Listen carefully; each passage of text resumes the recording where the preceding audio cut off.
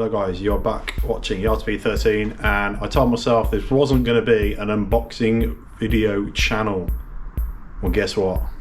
I lied. We got something to unbox. Let's check it out.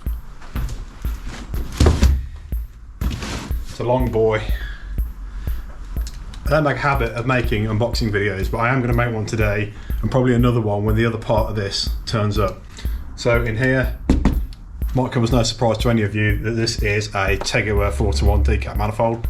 My understanding is from Tegiwa and people I've spoken to is that the reason there's been such a big backlog on these manifolds and the Tegiwa 70mm exhaust systems is Tegiwa themselves have actually changed the company that manufacture the exhausts. So main reason I'm making this video is just to have a look at the quality of the quote-unquote new Tegiwa manifolds and see what it looks like. Now, I'm not a metallurgist. I can't look at the welds with my naked eye and tell if they're good or not, but you know, we can get a pretty good feel for what this thing looks like. So without further ado, let's unbox this bad boy and take a look inside, see what we got, and I'll do some shots of it, and then that'll be the video really, guys. So it should be less than 5 minutes, no promises. Wow. Not even unbox a box, mate.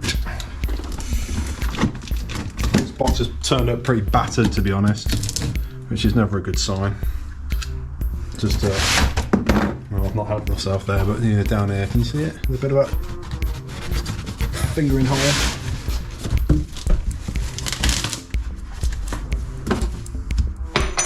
That didn't come with it.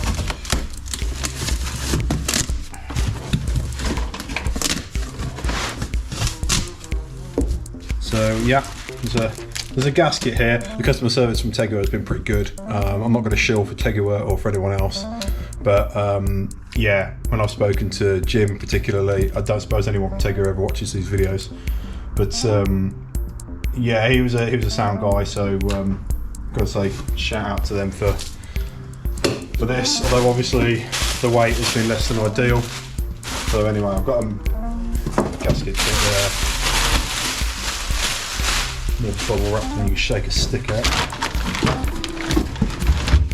There it is. What's one manifold? Let's get this box out of the way. Yeet!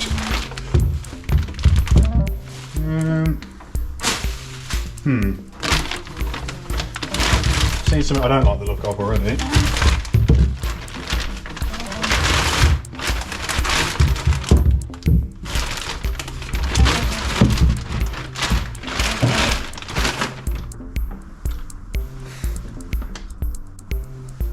See if you...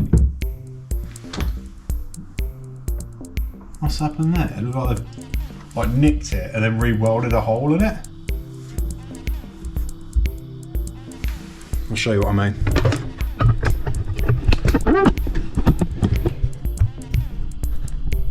So obviously you'd expect a weld here perhaps. What is that?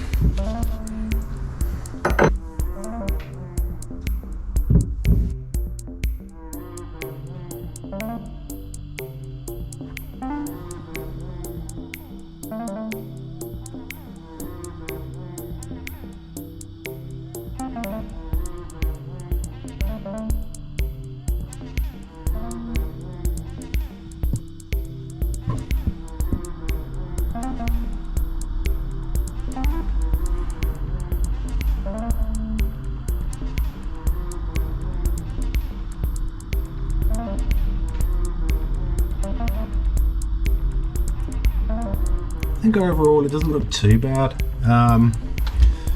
Yeah, I don't like that very much. I feel like they've nicked the pipe there and they've welded a hole up, so that feels a bit less than ideal, let's say. Flexibles look good. Can't see anything wrong, obviously wrong with those.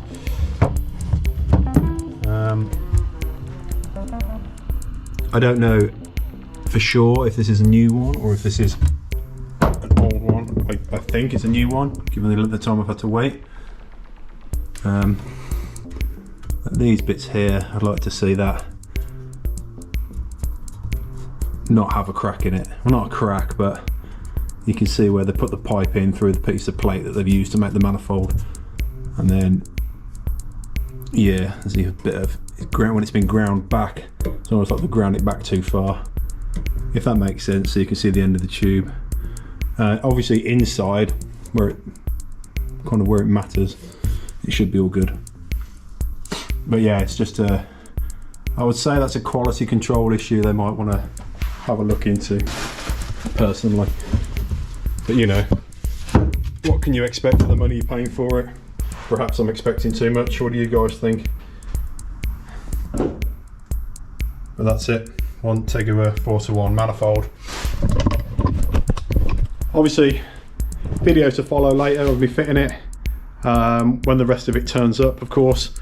So I'm waiting for the catback side of it to turn up. When it does, I'll be spending the weekend trying to fit that. Hopefully I can do it myself in the garage. I might have to enlist some help, either from that blue DC5 or my mate Ad with his new FN2, since I've just done his engine mounts and his exhaust brackets and his front brakes. I'm pretty sure I'm entitled to some free labour. Anyway, that being said, guys, I'll catch you later and I'll see you in the next one. Ta-ra.